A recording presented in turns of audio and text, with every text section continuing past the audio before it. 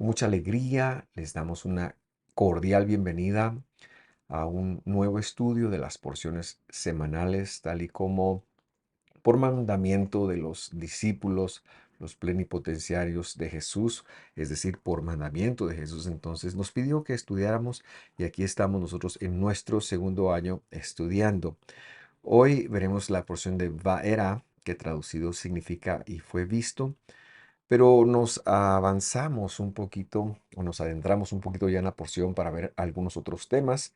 Y aunque el tema principal de hoy va a ser el nombre del juicio, veremos un par de aspectos que esta porción registra y que yo pienso que es pertinente que veamos el día de hoy. Le invito a acompañarme para hacer una oración y que podamos dar inicio con nuestro estudio. Mi buen Dios, estamos tan contentos de tener el privilegio de estudiar tu palabra. Revélate por medio de ella en nosotros, revela a Jesús para que podamos tener una sola visión de la Escritura y para que podamos tener una sola visión de ti, con alegría, con gratitud y en el nombre de Jesús. Amén y amén. Muy bien. El año pasado vimos, cuando leíamos esta porción, acerca de la revelación que tuvieron los patriarcas de El Shaddai y la que Moisés ahora tomaba, que era la del Yud He Vav He. Vimos un poquito, vamos a profundizar algo en ello porque es importante para desarrollar el tema. Así que, perdón, le invito a abrir su Biblia en Shmot, que es el libro, segundo libro de la Biblia, el libro de Éxodo, capítulo 6, versículo 2, para iniciar la lectura. Dice ahí: Dios, o sea, un Elohim, continuó hablando a Moisés y le dijo: Yo soy el Señor. Y ahí le puse el nombre inefable en hebreo y la transliteración al castellano, YHWH.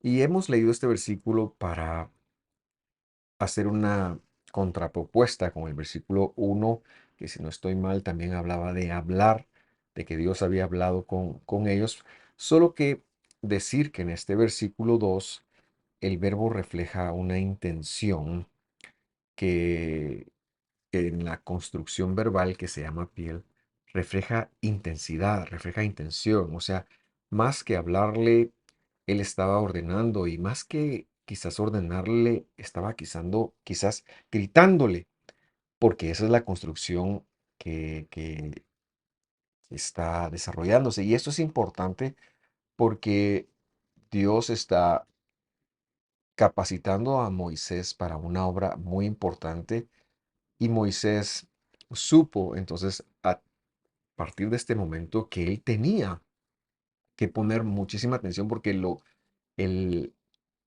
el resaltar del verbo hablar le implicaba a él o le decía a él que esto iba a ser algo por demás importante. ¿Y qué es lo que le dice? ¿Qué es esto importante? Él hace una presentación de sí mismo. Él dice: Yo soy Adonai, o el Yud He Vav Hei en hebreo, o YHWH en castellano. Pero también tenemos que entender que Dios, la persona de Dios, no se encuentra ahí. Por eso leíamos: vino un Elohim, vino un mensajero de Dios, ya que nuestro buen Dios nunca vino a la tierra hasta que se despojó de sus atributos, se disminuyó a sí mismo y tomó la forma de un hombre con el propósito de que su santidad, su poder y todo lo que Él es en las alturas no nos destruyera debido al pecado que tenemos.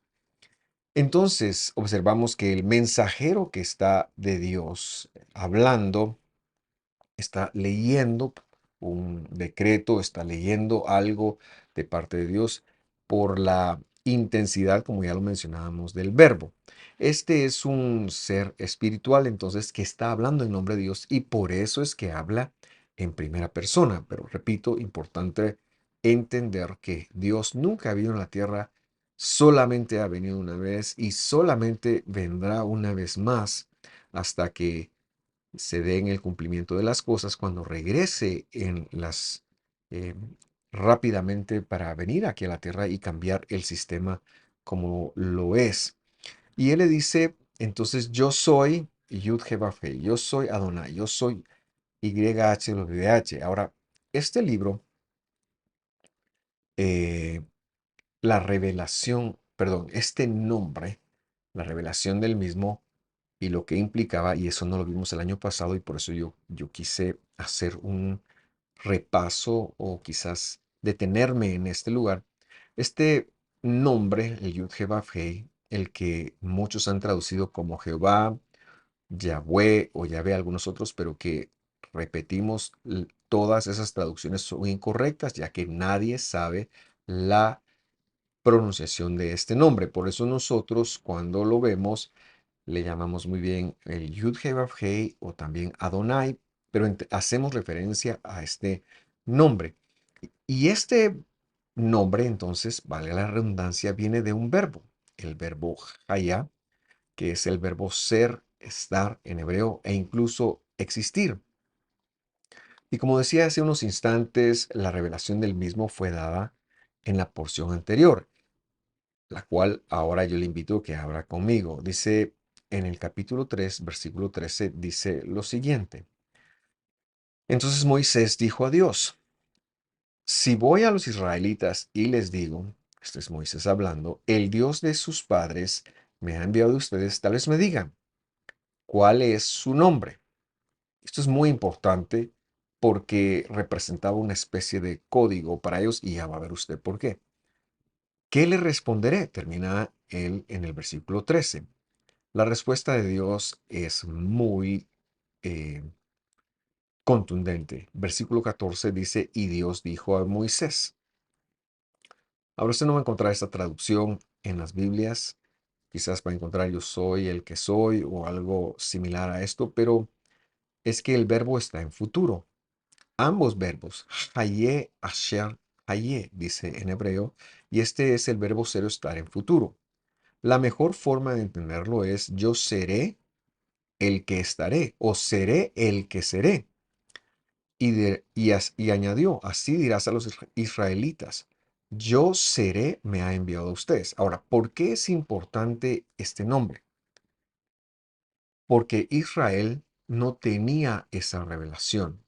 Y ahora, a partir de que Moisés se va a presentar ante un grupo de esclavos con el nombre propio del Señor, que tiene una connotación o tiene una asociación muy específica, especialmente con la justicia, decimos y recordamos que el nombre Elohim, que es el nombre que se traduce como Dios, la plenitud de los atributos, recordamos que ese nombre está asociado con el amor, pero este nombre está asociado con la justicia.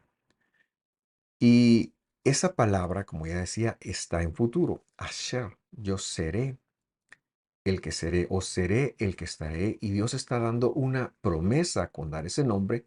Sin embargo, cuando nosotros tomamos el nombre, este nombre, en todo lo que se conoce como el Testamento de los Antiguos y lo verificamos, siempre vemos que existe alguna clase de juicio.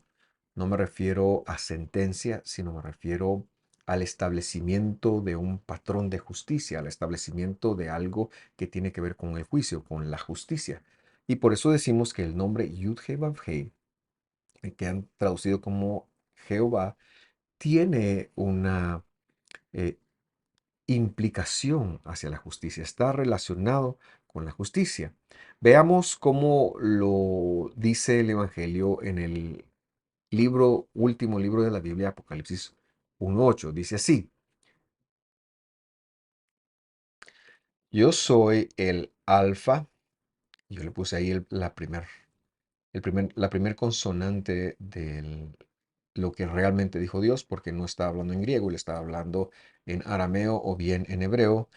Entonces yo soy la Aleph y la omega es una letra griega, al igual que el alfa, la última letra del alfabeto griego, pero el alefato hebreo, porque es Aleph, Bet, la última letra es la Tab. Entonces Dios está diciendo yo soy el principio y el final, la Aleph y la Tab. Dice el Señor, esta palabra Señor es Yud He Vav He. Y luego dice Dios Elohim. Le he puesto ahí para que usted lo vaya conectando. El que es, el que era y que ha de venir. Y luego agrega el Shaddai, el Todopoderoso, perdón. Entonces, decíamos ya que este nombre se lo relaciona con el juicio. Aquí vemos tres manifestaciones que aparecen en nuestra porción, por supuesto, pero que también reflejan o explican atributos distintos de Dios. Por un lado, el Shaddai, por otro lado, Elohim, que hablábamos era el atributo, la plenitud, los atributos de Dios enfocados en el amor, y ahora Yud He Vav He, o Señor sería una traducción que hacen algunas otras Biblias también, y que tiene que ver con la justicia. Este nombre, el Yud He Vav He, o Señor o Jehová, aparece más de 6000 veces en la Escritura y normalmente tiene una implicación con algo de la justicia, del juicio, como lo hemos mencionado. Vamos a regresar al versículo 3 de nuestra porción para ver cómo es que está, cómo es que se desarrolla entonces ahora la conexión que quiero hacer. Dice el versículo 3, es Shemot, o sea, Éxodo 6:3, ya regresamos a nuestra porción. Dice, yo me aparecí, y este es el nombre de la porción, Vaera, a Abraham, o sea, Dios se reveló. Nunca Abraham encontró a Dios, siempre es Dios revelándose. A Isaac también se le reveló y por supuesto a Jacob también se le reveló. Y dice cómo se les apareció como el Shaddai. Y esta es una disminución del verbo, del nombre Elohim con un adjetivo Shaddai. Y esto fue lo que nosotros explicábamos el año pasado, entonces no voy a explicar cómo es que se les reveló a los patriarcas, porque esto ya lo hemos explicado. Solo decir que la revelación era específica como el Shaddai. Y aquí termina diciendo, pero por mi nombre, Yud He Vav He, no me di a conocer a ellos.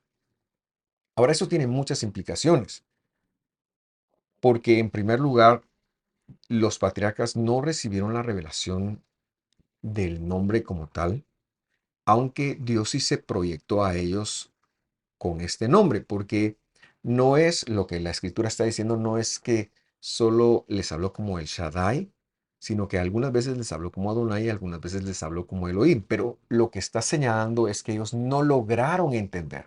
Para ellos, para los patriarcas, Dios era el Shaddai. Y ya hablábamos el año pasado, como decía hace un segundo, de qué es esto. Y aparte de ellos, vemos que en todo el libro de Génesis también el nombre aparece muchísimas veces. Y todas, como decimos, tienen que ver con un aspecto de la justicia. ¿Y cuál es la relevancia de todo esto? La relevancia de todo esto es que por primera vez Dios está dándose a conocer a un hombre con, a un hombre con un nombre relacionado a la justicia. Y esto es muy importante, porque Moisés es quien va a recibir la Torá del Señor. Moisés es quien la va a recopilar, quien la va a escribir, y entonces él necesita entender la diferencia y nosotros también necesitamos entender la diferencia. Dios se reveló a los patriarcas y también a todos y cada uno de los eh, protagonistas del testamento de los antiguos de una forma distinta, y en la forma como Él se reveló, ellos alcanzaron salvación. Pero en el Evangelio vemos que está señalado que Dios, habiéndose revelado de muchas formas en los postreros días, en los días del Mesías, Él se ha revelado a nosotros con el nombre del Mesías, pero ya me estoy adelantando. La pregunta es entonces, ¿por qué se manifiesta Moisés con este nombre de la justicia? Y la respuesta es que Moisés había sido escogido como la persona que iba a recibir un adelanto del Mesías. O sea, la Torá, lo que se conoce en el cristianismo como la ley, es un adelanto del Mesías. Y este es mi tema. Todo lo que se conoce de la ley no es otra cosa más que un adelanto de la obra del Mesías que él vendría a hacer. Incluso lo vemos en los nombres. Por ejemplo, vea conmigo, importante conexión. El nombre de Jesús en hebreo se lee de derecha a izquierda, es Yehoshua. Es el mismo nombre del servidor de Moisés, Josué. El nombre es Yehoshua. Y este nombre quiere decir Yud He Vav He, o sea, el nombre de la justicia salva. Dios tenía que venir a salvarnos con un elemento de la justicia, porque era la justicia la que se había visto afectada por el pecado del hombre. El nombre de nuestro Salvador representa la justicia de Dios, salvándonos. Por eso, cuando Dios se revela en sus eh, procedimientos, en sus leyes, en sus derechos, en sus promesas, todo esto contiene la justicia de Dios, la justicia que es por Dios. Por lo tanto, es un adelanto del Mesías, es un adelanto del Jesús, es un adelanto de Jesús, perdón, y no lo podemos ver como algo separado. Hoy en día a Jesús se lo ve como opuesto a la ley, y esto es un engaño en el que hemos estado por muchísimos años, pero la Escritura no lo enseña así. Por razones históricas, por razones de contexto, se ha llegado a esta conclusión. Pero lo que la Biblia está enseñando, o nos enseña muy claramente, y seguiremos en esta línea, es de que la ley era un adelanto de la obra que el Señor vendría a ser, el que se está revelando, el que revela su obra a Moisés, sus leyes a Moisés, sus mandamientos a Moisés, es Jesús. No es otro distinto a Jesús. No es el papá de Jesús que se lo ve como un junior. No, es el mismo todopoderoso Jesús que vendría disminuido más adelante. Y él está aprestándose a revelar esto a Moisés, su justicia, lo que implica la justicia. Para entenderlo, vamos al Evangelio y a un escrito de Pablo que ha sido mal traducido y mal entendido. Queremos corregirlo. Romanos 5:12 establece, por tanto, de la manera que el pecado entró al mundo, en el mundo por un hombre, y por el pecado y la muerte así pasó a todos los hombres en aquel en quien todos pecaron. Pasajes un poquito difíciles de interpretar, pero poniendo atención, nos vamos a dar cuenta que el pecado entró al mundo por Adán y como resultado el pecado trajo lo que no había antes del pecado, que es muerte.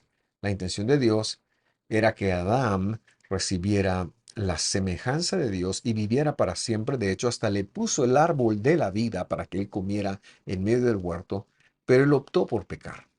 Él optó por pecar. Por lo tanto, todos los humanos, desde el primer humano hasta que Jesús regrese, todos los humanos han muerto y morirán sin remedio. Es el verdadero problema de la humanidad es esa, que se ha apartado del propósito original de Dios. Claro, hoy en día estamos tan alejados de Dios que hemos aceptado, casi sin pensarlo, que el hombre nace, crece, se reproduce y muere. Pero esa no era la intención de Dios y Dios se ha puesto a trabajar para que no sea así. Lo que nos enseña este versículo entonces es que el pecado entró y con el pecado entró la muerte y esta afectará a todos los hombres. Ahora, vea bien conmigo, dice, porque, verso 13, porque hasta la Torah, o sea, la ley, el pecado ya estaba en el mundo, el pecado estaba en el mundo. Mas el pecado no era imputado, dice la versión que consulté, yo se la corregí a la palabra computar, ya que el verbo elogeo quiere decir contar, contabilizar o computar. Y lo que está diciendo es que las personas, em, la palabra imputado, perdón, antes de hablar de las personas, es incorrecta. Estaba justamente antes de empezar con ustedes viendo una versión distinta y lo que decía, esta lo voy a leer es el versículo 13, Romanos 5:13 dice, pues antes de la ley había pecado en el mundo, esta es la Nueva Biblia de las Américas, dice, pero el pecado no se tomaba en cuenta, no se toma en cuenta cuando no hay ley, y entonces como que nos genera la idea de que si no hay ley, entonces el pecado no, como que no afecta. Pero entonces la pregunta es, ¿por qué moría la gente? Por lo tanto, entendemos que está mal traducido. Aquí es lo que está diciendo Pablo, es que hasta que viene la ley, entonces esta viene a traer un cómputo de cuál había sido el daño que se había hecho y cómo se corregía. Lo que nos enseña la Torah es que los humanos tenemos una deuda con Dios y que en ella está escrito el deber ser, pero nosotros no podemos llegar a ese deber ser. Se ha pensado que si se hacen los mandamientos de Dios se llega a ser salvo y decimos que tampoco eso es verdad, porque la salvación es un acto divino, es un acto de gracia, es un derecho que Dios, bueno, es una obra que Dios ganó para nosotros. Entonces, nadie nunca ha podido cumplir todos los cómputos de Dios o las requisiciones de Dios. Nadie nunca ha podido cumplir con toda la demanda que Dios dijo, bueno, si tú quieres ser justo y no pecar, pues aquí está. Eso es la ley. Es el cómputo y es el deber ser. Pero nadie le llegó. Nadie nunca pudo con esto y Dios trae eso a colación y lo va a probar para que la evidencia en el juicio final, cuando Él se la haga a Satanás, pueda estar sin ningún problema decir, sí, pero yo pagué por ellos.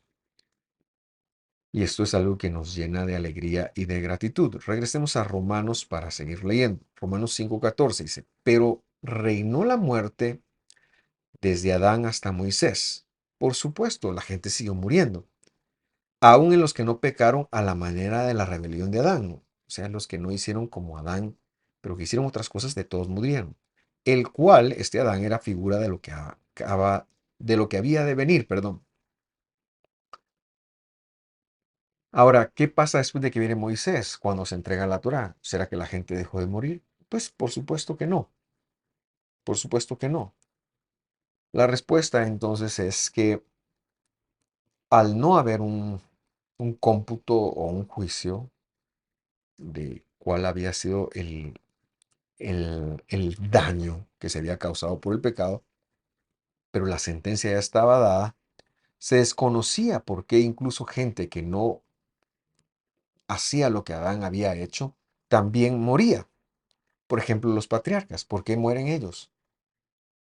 Porque, y recordamos el primer versículo de Romanos que leímos, porque el pecado iba a engendrar la muerte. Claro, ellos fueron justificados por Dios, pero de todas formas murieron porque Dios estaba recopilando evidencia y sigue aún recopilando esa evidencia para el juicio final.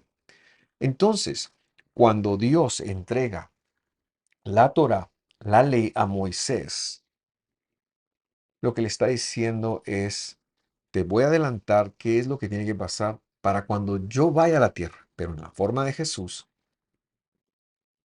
se pague, se quite esa deuda que ustedes tienen. Por eso, la entrega de la Torá, la entrega de la ley, es un adelanto de lo que Jesús vendría a ser. Lea conmigo Juan 9:39, leemos la primera parte del versículo. Y dijo Jesús, porque yo para juicio, para el mispat, para la correcta orden de las cosas, para el deber ser, he venido al mundo. Y claro, ya con el conteo completo de lo que el pecado había logrado en la raza humana, ahora Él viene a tomar nuestro lugar para hacer un juicio favorable para nosotros. Por lo tanto, concluimos pues que lo que cuando Dios, Jesús, le da la ley a Moisés, lo que le estaba dando era un adelanto de su primera venida y especialmente de la obra que él vendría a realizar en el madero. Esto nos llena de mucha alegría y de mucha satisfacción Y por eso entendemos que Yahushua, o lo que se traduce como Jesús, es el nombre del juicio, pero aplicado a la salvación. Dios vino con el nombre del juicio, del deber ser, del proceso correcto, del debido proceso, es decir, vino con ese nombre y con ese nombre, con todo en contra, a pagar el precio que había costado o que costaría nuestra redención, que costaría nuestra libertad. Claro, de aquellos a quienes Él ha llamado. Y esto nos llena de tanta alegría y de tanta gratitud. Espero que esta parte esté bien explicada y si no, les recuerdo que siempre nos puede dejar un comentario allí para que nosotros podamos seguir eh, explicando un poco más. Pero ahora quiero regresar a nuestra porción porque quiero dejar un par de cosas más en su corazón.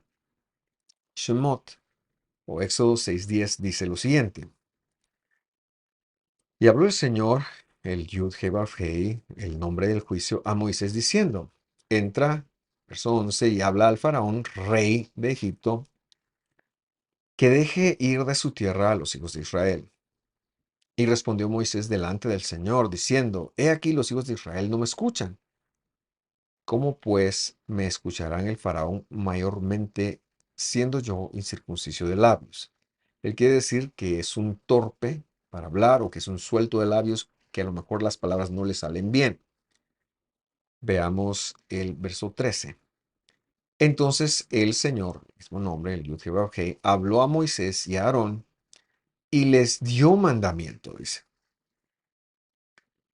Y yo puse aquí, entre paréntesis, para que usted lo conecte, mitzvah, lo cual traducimos también como más que mandamiento, porque mandamiento es como una orden, y aunque una mitzvah sí es una orden, esta palabra también incluye la competencia de poder realizar lo que Dios nos pide hacer.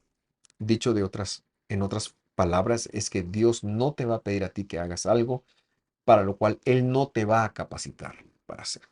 Y entonces dice, y les dio competencia para los hijos de Israel y para el faraón rey de Egipto para que sacaran a los hijos de Israel de la tierra de Egipto. Comentamos entonces que Dios les dio esta posibilidad de hacerlo, esta competencia, a eso nos referimos cuando hablamos de la palabra competencia. No era una mera orden, no era un solo enviarlos a ver qué pasaba y esperar que el faraón reaccionara bien y que no estuviera muy enojado para no dañarlos. Eh, sino que les estableció una capacidad, les dio la posibilidad de hacerlo, incluso de preservar sus vidas, aunque Faraón reaccionara como reaccionara. Moisés duda de hacerlo y se queja de que es torpe de labios, pero Dios se cuidó de que él fuera constante y llegara a un buen puerto. Por eso, cuando llegamos al capítulo 7, versículo 6, leemos que dice, e hizo Moisés y Aarón como el Señor les mandó. Así lo hicieron. Yo quiero señalar que esta es la forma de operar de Dios.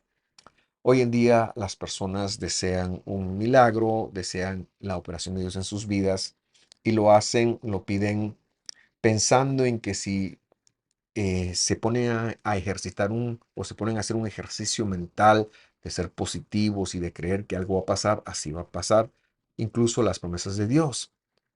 Pero lo que nosotros vemos acá es que Dios nos ha llevado a la escuela, nos pone una competencia, esas están en su palabra, y Él nos dirige para que nosotros podamos realizarla. Y cuando Él nos dirige, por la obediencia nuestra, pero porque Él lo ha puesto, nos ha puesto a nosotros, nos ha guiado en su camino de emuná, en su camino de fidelidad, y nosotros nos mantenemos fieles a esto, nuestra participación es simple y sencillamente poner por obra lo que Él nos ha enseñado, lo que Él nos ha capacitado. Entonces, como está señalado, las bendiciones vendrán y nos alcanzarán.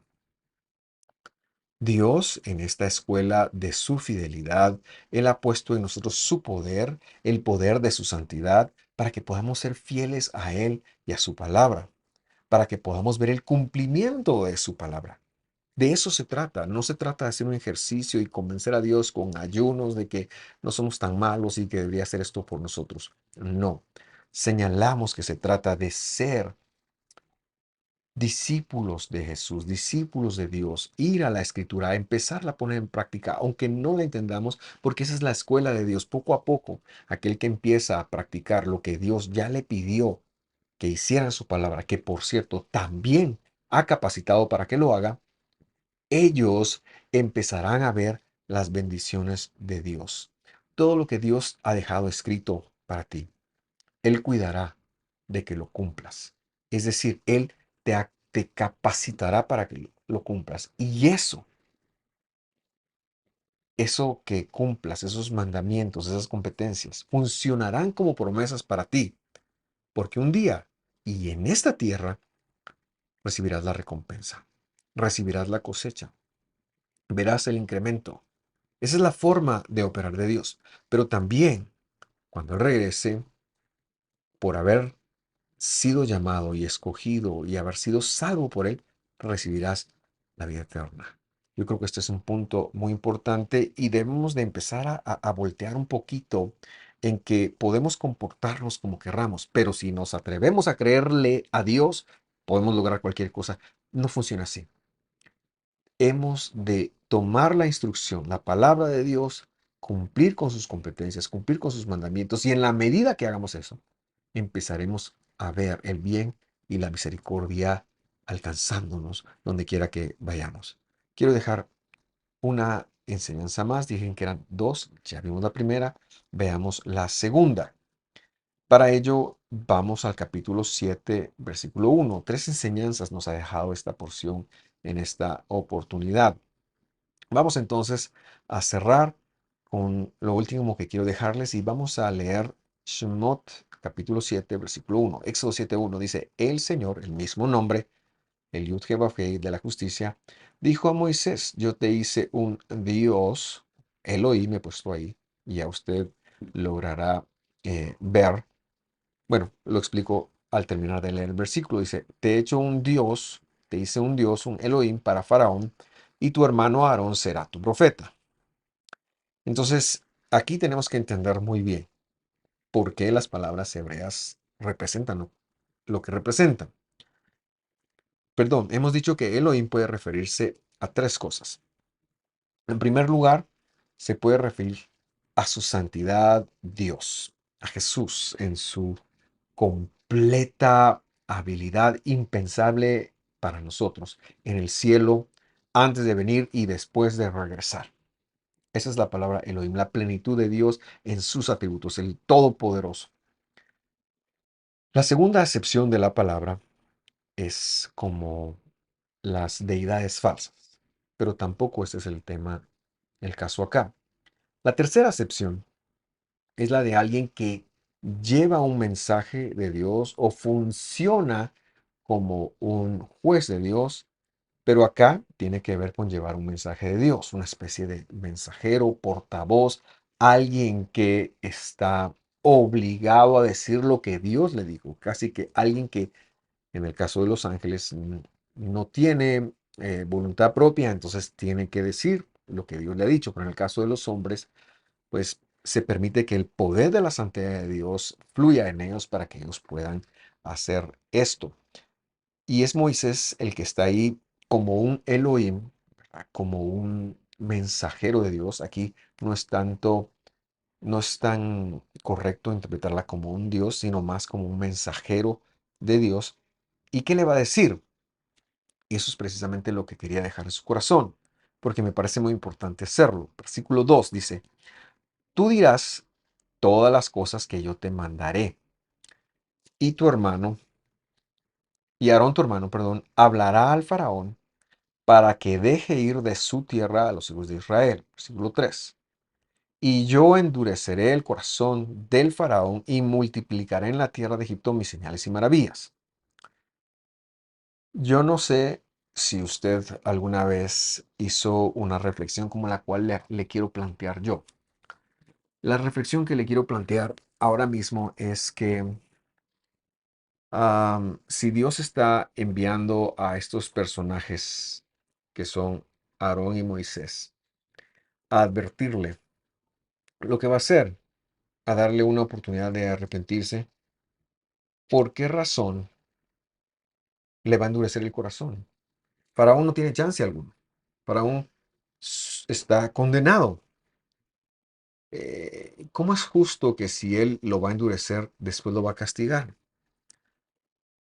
Eso sería como que yo le dijera a un hijo mío que haga algo y luego lo castigue por ello. Sería una injusticia y sabemos que esto es imposible en Dios. En Dios no hay injusticias.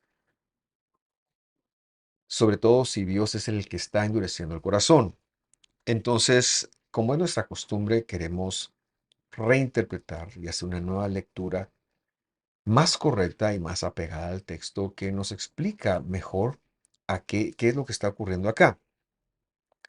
La construcción verbal en la cual se lee es una construcción ifil. Esta es una construcción causativa.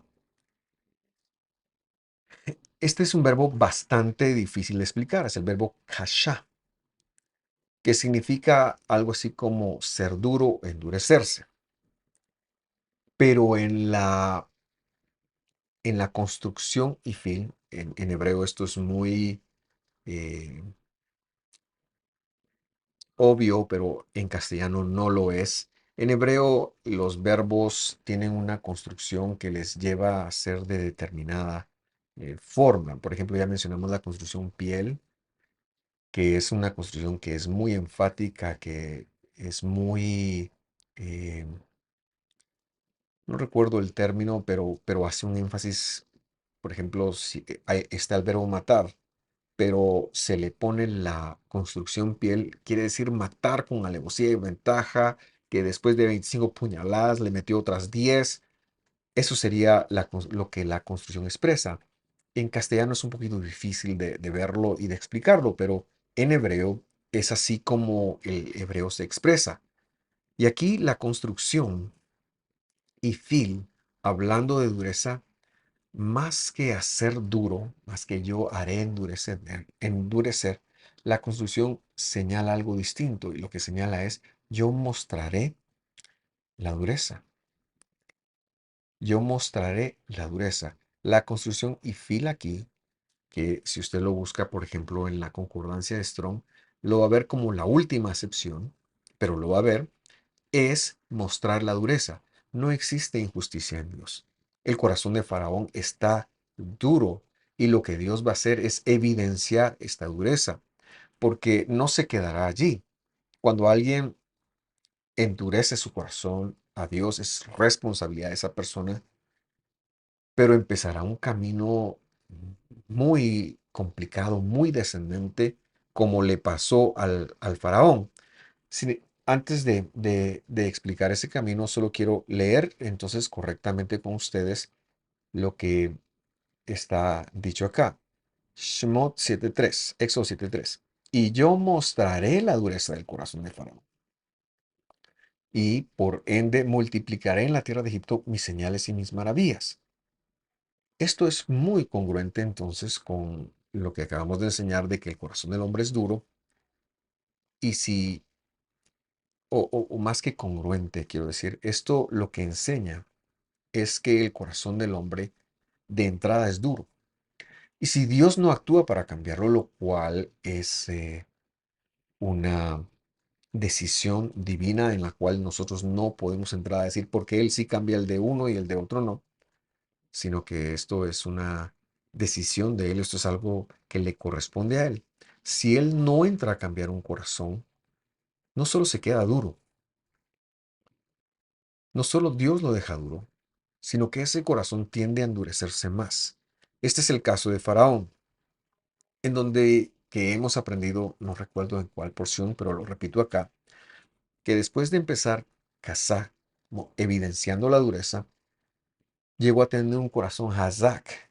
Y Hazak ya representa una dureza que se opone a Dios.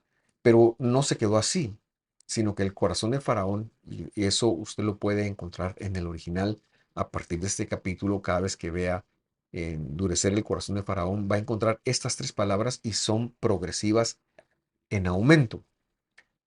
La primera es Kazá, que es esto, la dureza que él tiene y es lo que Dios evidencia. La segunda, ya la mencioné, es Hazak, que se opone eh, conscientemente a Dios, pero él llegó a tener un tercer nivel que es un corazón pesado, un corazón kabed. Y eso quiere decir que ya él no tenía salvación alguna. Ya él no podría levantarse o elevarse espiritualmente de ninguna forma porque su corazón, la dureza de su corazón, estaba encima de todo lo que él era. Por eso nosotros estamos tan agradecidos, porque Dios ha trabajado en nuestro corazón. Bendito sea su nombre. Yo quería compartir estas tres cosas con usted. La, el nombre del juicio, la ley no es otra cosa más que un adelanto del Mesías, y el nombre del Mesías tiene que ver con el nombre del juicio viniendo a cometer el acto legal de salvarnos. También quería que usted viera la escuela de la fe, el camino de agradar a Dios por medio de ser fiel a Él.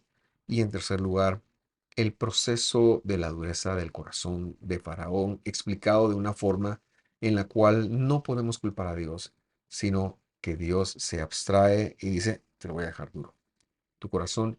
Y esto hace que si Dios se aparta de un corazón, este corazón no va a terminar bien. Al contrario, terminó muy mal. Quiera Dios que esta no sea una vivencia de nosotros y que cada vez que nosotros oigamos la voz de Dios en su palabra, podamos suavizar el corazón para que Dios haga la obra que tiene que hacer en nosotros.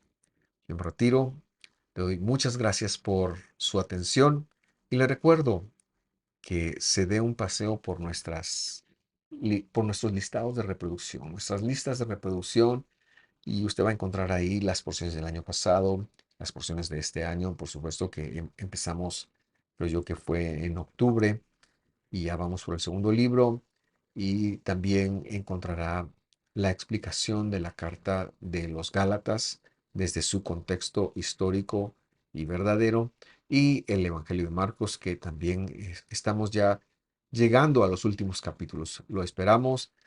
Suscríbase a nuestro canal de YouTube para que le lleguen nuestras notificaciones cuando tengamos eventos en vivo, y por supuesto no se olvide de nuestras redes de Facebook e Instagram. Que Dios lo bendiga. Lo esperamos la próxima. Que esté muy bien. Hasta pronto.